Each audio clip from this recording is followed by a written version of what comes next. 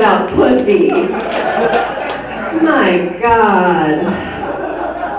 Disgusting. Oh, it's good to be here. I've been thinking about kids, having them.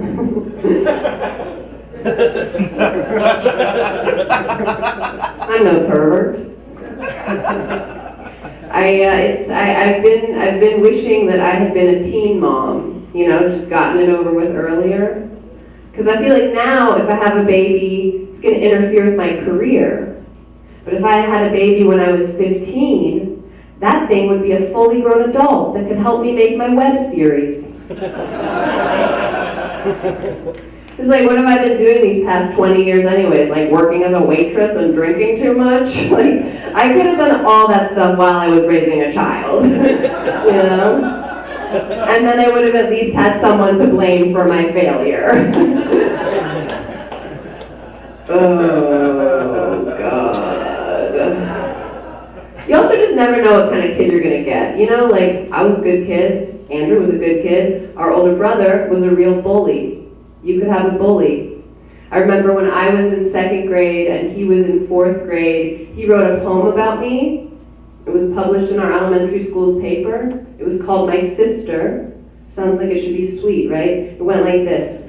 My sister is so fat and plump, her face looks like a garbage dump.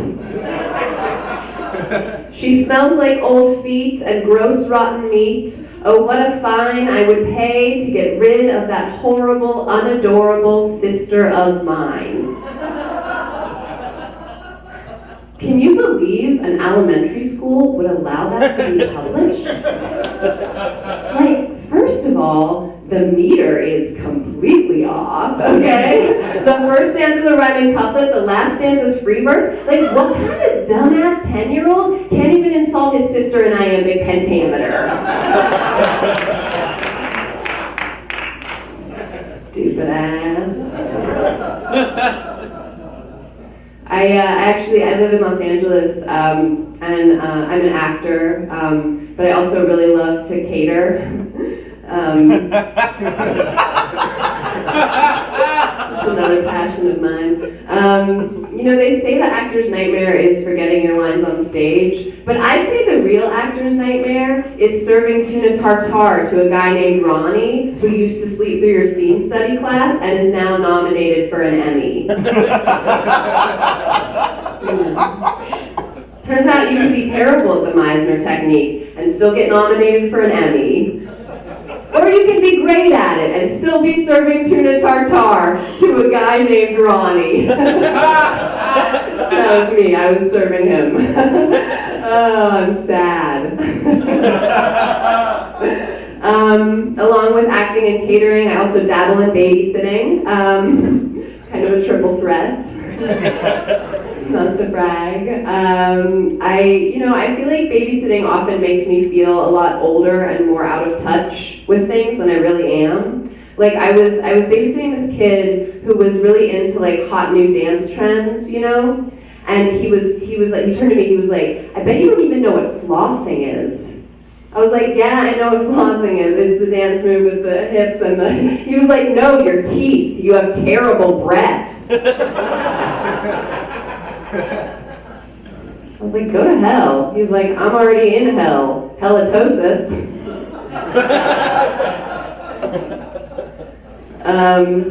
Our parents, Andy and my parents, they're conservative, but they don't necessarily fit the bill. Like my mom is really into like new age spirituality. I feel like having a new age Republican mom is kind of like going to a racist yoga teacher, Just like, as we breathe in, we remember that we are all children of Mother Earth, except for the Jews.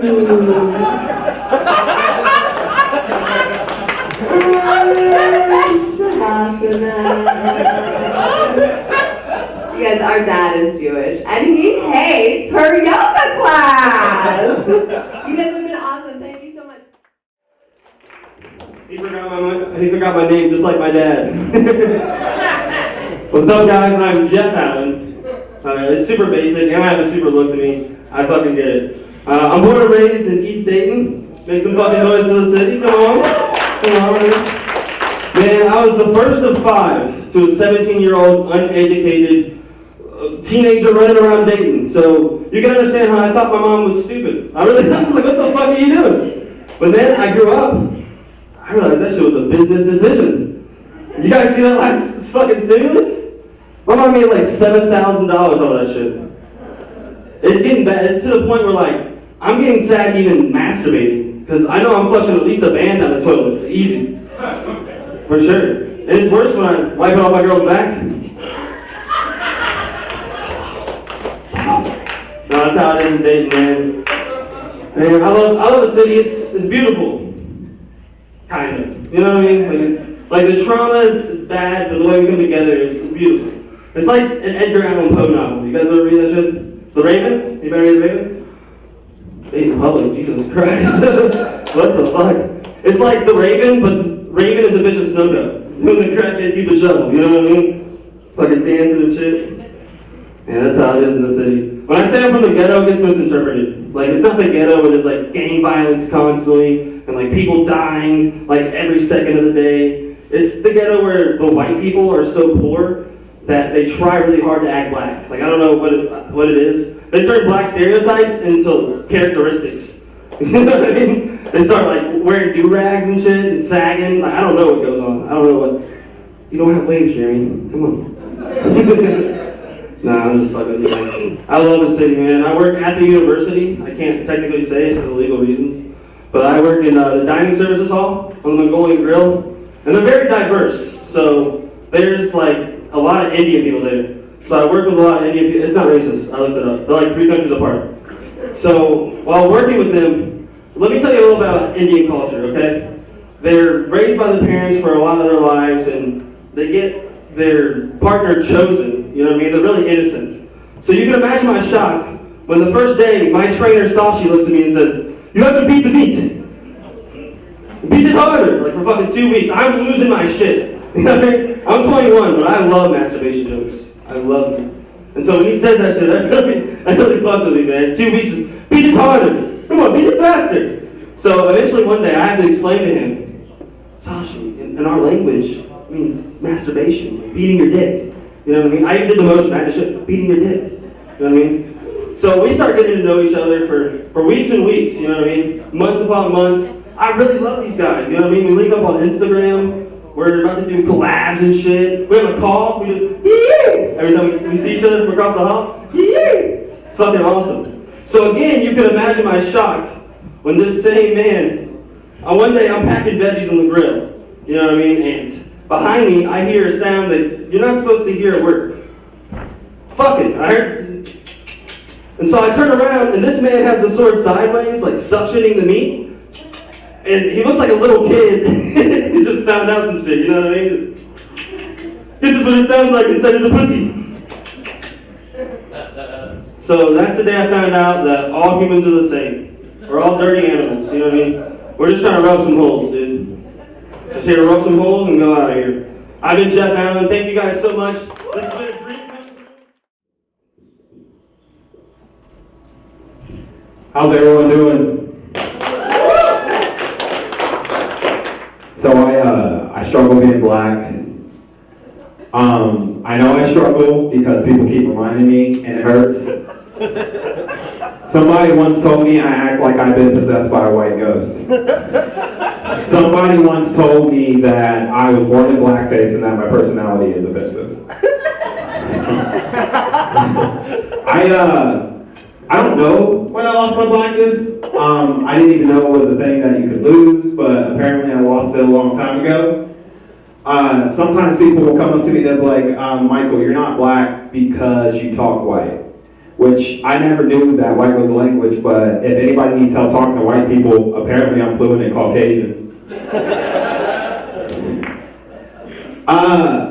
It's weird because people like, I feel like my personality is different and people try to give me compliments. Like people will say, Michael, you're the whitest black guy I know, which I don't understand the meaning behind that, but it's evident that I'm an answer to racism.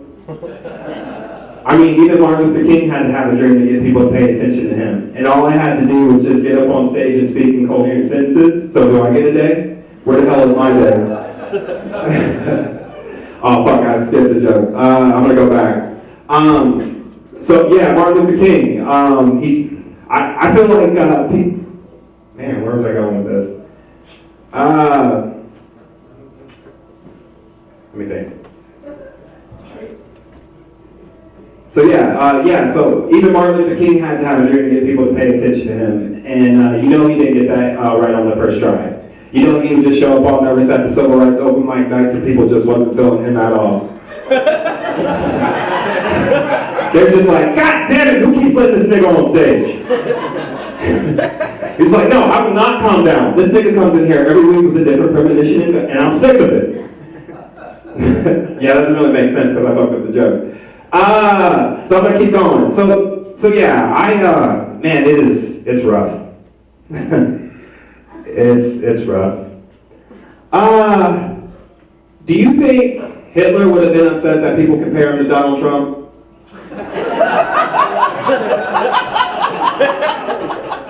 I feel like Hitler would have been upset.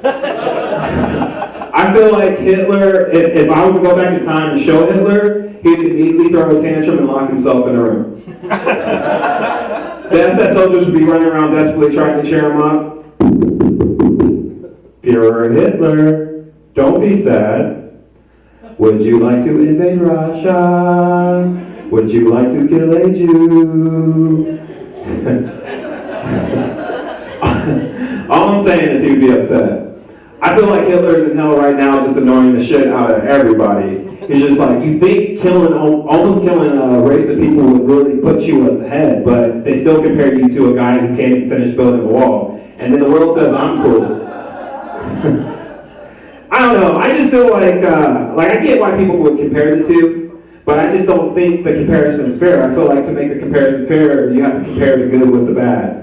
And I feel like Hitler was way more successful. I'm going to give you a couple of examples.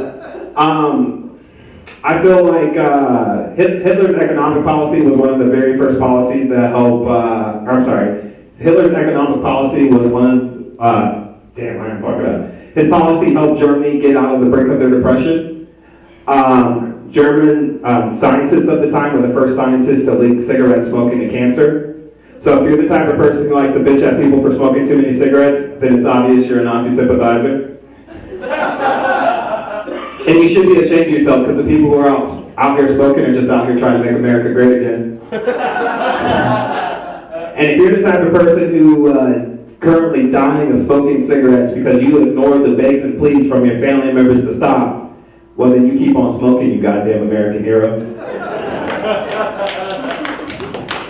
Man, I hated my setup, so I'm gonna leave you guys with this joke. If somebody commits suicide because of you, then you should take it as a compliment because it's really hard to motivate people to do things nowadays. All right, that's it for me. How we doing, Wiley? Woo! Got a bit of condom on. Never done this before, so give me a second. There we go. I do have a interesting little realization I've had lately that no one fucks me to fuck me. Like, ladies get chased down, people follow them around and stalk them and shit, like, desperate to fuck them. Nobody does that to me. Not one single person chases me down and has to get in it. Every time I get laid, it's always for some bullshit reason. Like love. I don't know. I do have exciting news though. There's this new lipo procedure out there. They can take the fat out of anywhere in your body and they can inject it into your penis. Yeah, I'm about to have the fattest cock, y'all. Yeah, we're not even going to go for looks. It's just for records at this point. I've already reached out to TLC. I'm going to have the first dig on my 600-pound line. Yeah, there we go. I used to be a trucker. Lots of time to kill out there on the road. I I came up with my own fun little game. I tried to masturbate to completion. And I dropped below 65 miles an hour. It's my own shitty version of that movie Speed. Sometimes you win, sometimes you lose. I even got a lot lizard once just to be my little Sandra Bullock. Sit there in the passenger seat with me. But times have been tough for me lately ever since 9/11. That's not the funny one. Last year, I got fired. September 11th, 2020, I'll never forget. Times have been very tough, and then my dog died after that. I took him to the vet. The vet said that my dog had cancer. Got a couple days to live. Do you want to do steroids and help him try to fight this thing, or do you want to do some opiates and help him with the pain? And I live in a bad neighborhood and heroin's cheap, so I took the steroids. I took the steroids for the dog, and 8 weeks later, I just had this yoked up dog that coughed a lot. But I did eventually have to go in and take him down. Took him to the vet, and the vet gave him a shot, and he slipped away to peace. She said, take as much time as you need to deal with this, and I'll be back. I'm like, okay. 30 minutes later, I'm just like, okay, this is awkward now. I'm just sitting here with this dog, somebody come save me. I did something that I used to do in restaurants. I just, did the old dog and dash shit at this point, She's not going to come back and take my money. I'll just leave her this dog here, she can have that. Somebody said that was messed up, and I'm like, the bitch killed my dog, you know what I mean? She asked me if I wanted him cremated, and I said, sure. I came back to pick him up next week, and when they handed me the box of ashes, I was just like, this is not the condition I left my dog in. We need to do something about this. But the last 2 weeks have been really tough on me. I thought I needed to commit suicide. Turns out I just need a divorce. They said that suicide is the easy way out. And it's so true. Have you ever tried to break up with a woman? I learned in 10th grade when I broke up with my high school girlfriend. She took a fork out and just stuck it in her arm. In the middle of lunch when I broke up with her. And biggest question on my mind was where'd she get the metal fork? We have sporks, you know what I mean? Was this an at-home fork just ready to stab herself with, I guess? Well, leave y'all with this one. I like all the toxic men in here like porn. Woo! Yeah. My favorite kind is big black hawks. I just like to see a good time. You know what I mean? But that got me onto other categories. I found this category called micropenis. And I noticed it's only white males in this category. Where's the black man with the micropenis? I know there has to be one of these unicorns out there, right? I would love to find one, invite him over, dinner, drinks, meet him with a wife. And as soon as we get going to the bedroom and she thinks she's about to come for her first time. It's the same old sad story. That's my time. Thank you all very much. Justin, everybody, give it on for my father. Yeah, that's my daddy, Justin. Hi. I like Pokemon, Charizard mostly. Hi. Yeah. I have a vision board.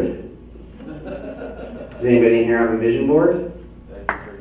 One person, sad person in the back, that's fine. For those of you who don't know, a vision board is something sad people use, where we cut out pictures from magazines, put it on a board, put the board on the wall, and it's supposed to manifest those things, right? That shit works. That shit works, that's right. Well, my dad, Justin, growing up, wasn't always around a lot to teach me how to do traditional dad stuff, like change a tire, use a power tool, stuff like that, So on my vision board, I just cut out pictures of dads showing their sons how to do stuff, you know? The problem is I don't know how to hang the vision board on my wall.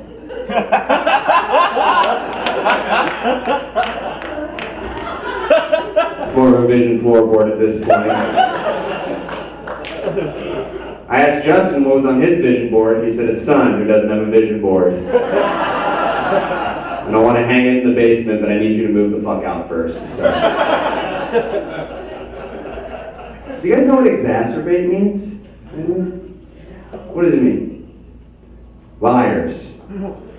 It means to make worse. I didn't know that.